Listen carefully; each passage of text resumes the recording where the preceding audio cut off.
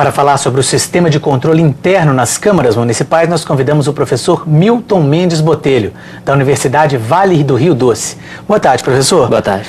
O que significa o sistema de controle interno numa administração pública municipal? Existe diferença entre o sistema de controle interno do Executivo e o do Legislativo? Sim, sistema de controle interno, é bom deixar bem claro que não se trata de sistema informatizado como costuma o mercado tratar esse tipo de procedimento. Sistema de controle interno é um procedimento que vai avaliar o funcionamento da administração a um padrão pré-ordenado, que são as normas, né, que vem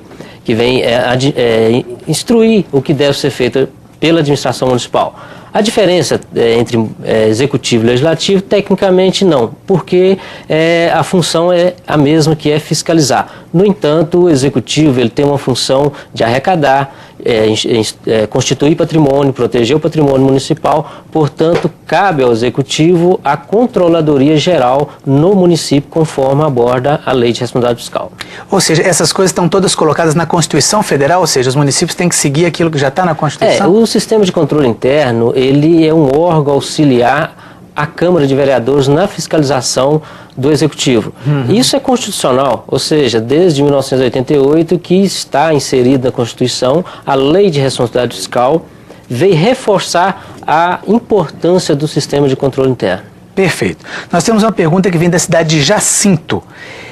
A cidade possui 9 vereadores e 13.800 habitantes. Rodrigo Almeida Campos, ele é assistente administrativo da Câmara Municipal, gostaria de saber como implantar o sistema de controle interno lá no município. O que ele tem que fazer? O Rodrigo pode partir do princípio da estrutura da Câmara de Vereadores. Na verdade, ele como servidor do Legislativo, ele tem competência para instituir no Legislativo. Então, o primeiro passo é o seguinte, analisar a estrutura da Câmara, a estrutura organizacional da Câmara, se está inserido o controle interno. Se não estiver, tem que providenciar, inserir esse sistema de controle interno. A partir daí fica fácil. Por quê? Ele só vai estabelecer os procedimentos e rotinas que o controle interno deve seguir para fazer os relatórios necessários, conforme exige também o Tribunal de Contas. Perfeito.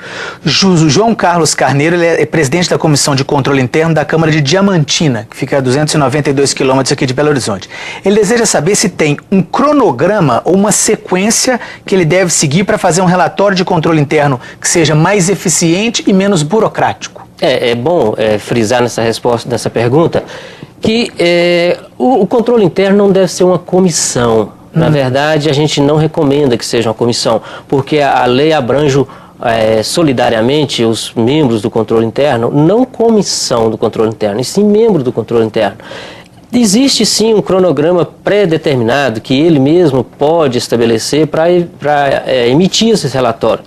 Recomenda-se que esses relatórios sejam emitidos sempre que necessário, não que exista um calendário para isso. Não existe uma periodicidade. O que existe é uma exigência do Tribunal de Contas que remeta junto com a prestação de contas o relatório anual, mas isso pode ser uma consolidação dos relatórios emitidos durante todo o exercício. Perfeito. O controlador-geral da Câmara de Betim, ele chama-se Robert Anjos, ele faz uma pergunta. Além dos relatórios obrigatórios da Lei de Responsabilidade Fiscal, como é que o sistema de controle interno pode possibilitar a maior transparência dos gastos do Poder Legislativo Municipal? O Robert falou uma coisa interessante, porque o controle interno, o sistema de controle interno tem essa função de atestar a legalidade dos atos e também auxiliar aquilo que for possível na transparência da aplicação dos recursos públicos. Recomendações que a gente faz é o seguinte, que o controle interno emita todo mês, junto com o movimento contábil, um relatório de controle interno, analisando todos os gastos, inclusive os limites constitucionais, e que isso pode ser publicado pelos órgãos de imprensa oficial da Câmara ou até mesmo pela internet ou lido em plenário pela mesa diretora da Câmara. Perfeito.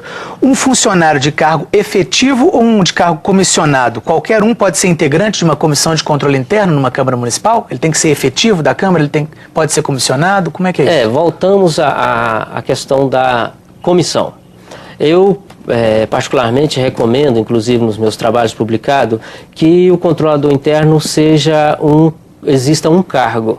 Agora, para uma pessoa. Para uma pessoa. Agora, isso depende muito da realidade de cada órgão. Por exemplo, câmaras maiores devem ter um controlador geral com membros de controle interno. Quanto a ser efetivo, ser comissionado ou contratado, eu não vejo nenhuma obrigatoriedade de ser efetivo. Porque o que importa aí é o profissionalismo e realmente se ele entende mesmo daquilo que está fazendo. Pois é, e justamente por isso existe alguma formação acadêmica ideal para esse tipo de funcionário para ocupar essa função? A formação acadêmica ela é importante nesse caso porque nós estamos tratando de órgão fiscalizador e se é um órgão fiscalizador tem que ter uma segurança para aquilo que está sendo feito. Ou seja, além de apontar o erro, o controle interno tem a obrigação de apontar a solução. Não existe hoje um curso de graduação específico para o controle interno, mas da experiência que nós temos é o curso de Direito, Ciências Contábeis, Administração, Economia e qualquer outra área afins. O que vai fazer a diferença mesmo é a capacitação e o interesse do servidor que vai ser responsável pelo controle interno, tanto no Executivo quanto no Legislativo. Milton, muitíssimo obrigado pela sua entrevista. De nada. E o Repórter Assembleia, primeira edição, termina aqui. Outras notícias logo mais às 7h30 da noite. Uma boa tarde para você e até amanhã.